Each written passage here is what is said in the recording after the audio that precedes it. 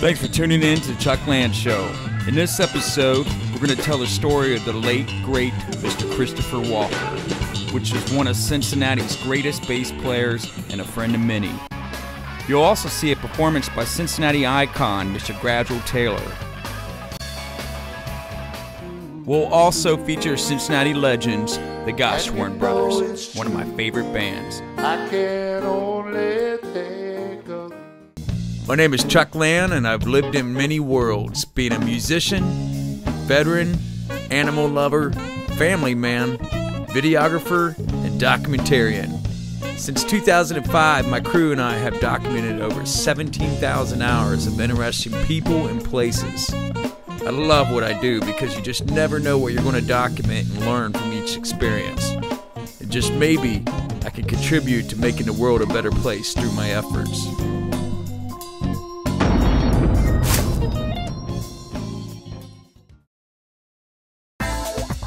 Around 2007, I had the opportunity to play some gigs and develop a friendship with a world-class bass player named Chris Walker. I was blown away by the talent that Chris possessed, and I'll never forget the times that I shared the stage with him. It was very normal for Chris to play in 7 to 10 projects at once. Many of the projects were award-winning bands that could have taken off at any moment.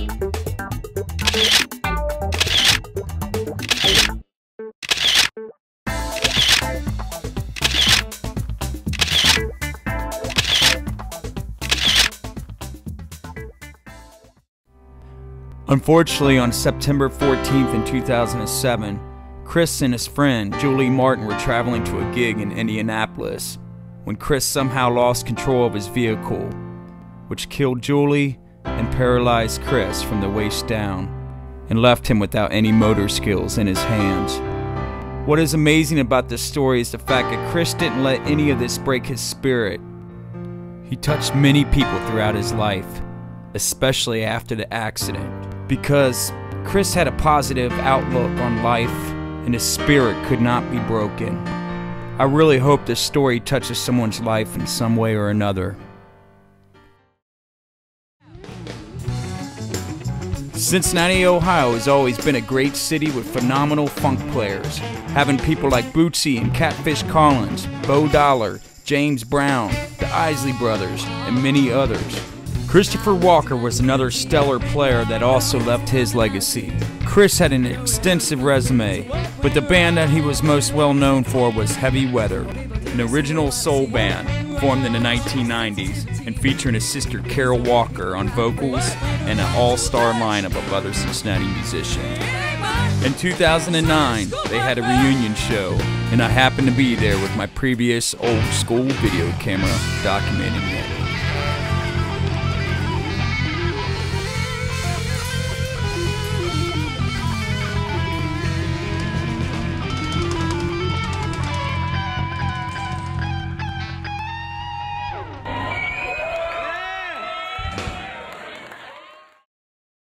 I've known Chris for about 20 years, actually more like 25 years. We went to high school together. He was a year older than me, and his sister Carol was in my class. So I've known Chris for a very long time. And then when I started managing Stanley's Pub and booking the bands here, I got to know him even better. We started with booking Heavy Weather in the late 90s, early 2000s. And then that followed with every one of his other bands that he played in, which was quite a few. As we all know, he played in a lot of bands in town, so he was great to work with. He was a phenomenal bass player. I loved watching him play, loved every band he played in, and one of the easiest person to get along with from a personal standpoint and a business standpoint. I miss him tremendously, and you know, we all do. So. I met Chris through just being in the music scene in Cincinnati. We kept running into each other and we kept saying we should play a show together, and we finally did. And then when he joined my band, we played a bunch of different places in Cincinnati, and we kept picking up different players. And while I was playing with him, he was playing with, like, I don't know, 10, 11, 12 other bands at the same time. and he always had to leave from our gig to go to another gig and another gig. Like sometimes he had 2 to 3 gigs a night, and he was just always very, very proactive in making sure he was booked up.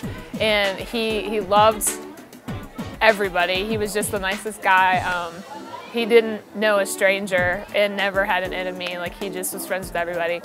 But one thing I remember is I always knew he was professional. Like whenever I wanted to work with somebody, I would ask his opinion. Like, should I work with him? He's like, oh yeah, you got to get Dave Everhart, dude. You got to play with him. If you don't get him, you're crazy. So then we got Dave Everhart and we got Billy Rock, and we finally put together a really awesome band. And I just really learned a lot of work ethic from him. She had mentioned to me the other day, with Heavy Weather having 6 or 7 drummers, 4 or 5 guitar players, 3 singers, 2 percussionists, a handful of saxophone players, but there's only been 1 bass player.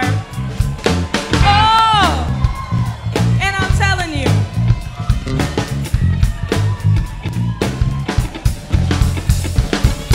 oh, Captain, my Captain, Mr. Chris Walker on bass.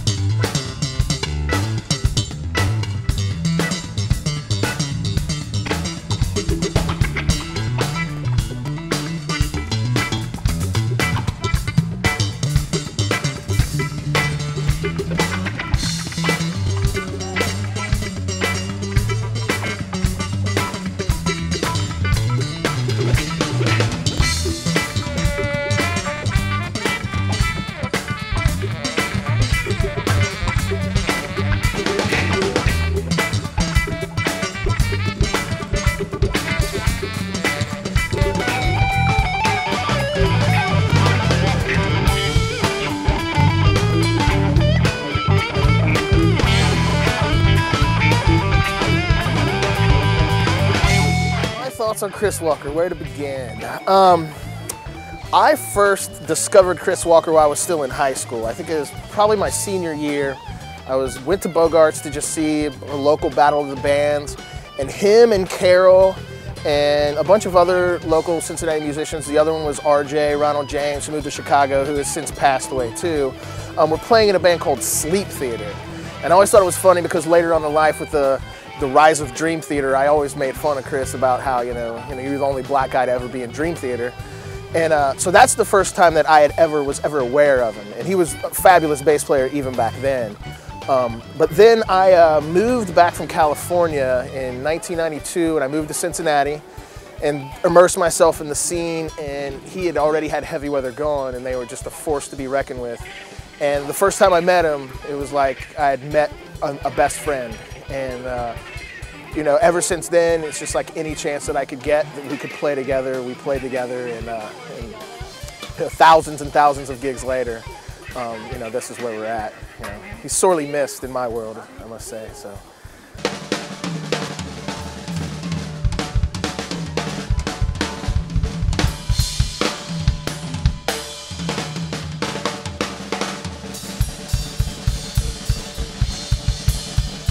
I've constantly got Chris in my head, you know, everywhere I go. He taught me so many things, you know, and it was a lot of fun to play with him, you know. That was great. He was a lot of fun to hang around with too, man. Like just everything about him, man. Like he was such a hard worker. He would come pick us up in the van after like working a full-time job. Like he would show up with the 15-passenger van and the empty U-Haul trailer, and he'd be flying down, you know, these neighborhood streets, and the trailer would be flying all over because it was empty. And he'd show up and he'd pick us up, he'd drive us to the gig because he didn't ever want to drive back. He would always like sleep on the way back, and he'd always fall asleep with a Heineken in the back seat, 2 sips out of it, and he would spill the rest. We had to make a rule that he couldn't do that anymore. And that was fun stuff, man. He was he never ever like was visibly angry, you know, even if he was disappointed about something. Like he never yelled, he never raised his voice. He always had a diplomatic solution for everything. Yeah, it was a joy. I really enjoyed being around and playing with him a lot, you know. I used to visit him weekly when he was in a nursing home. He was paralyzed, and one of the conversations that we had many, but one of them really spoke to me. He said, "Holly, don't forget to stop and smell the roses," because I was on the road a lot, like all the time, and I just remember him saying that. And it just really spoke to me, because sometimes we speed through life and we're so busy doing what we think is success that we forget to just stop and enjoy it. And he was really learning to do that after, I'm sure he was doing that playing, but I know after his accident he was really just embracing all his friendships and just learning how to enjoy the simple things in life, like relationships. And he was like my brother, and it was really hard to see that happen to him. But I'm really thankful that I got time with him to just love him as a brother and not just as my bass player. On July 3rd in 2010, Chris passed away due to his injuries sustained in a vehicle accident. He touched many lives, and he will never be forgotten.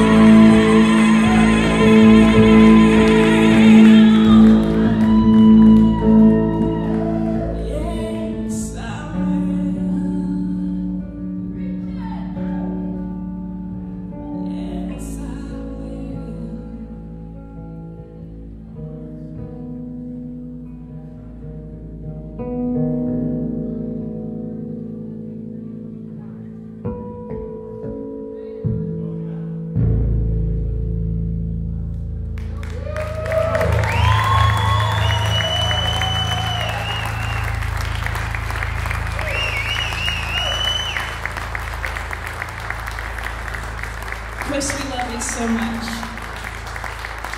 I miss you on stage.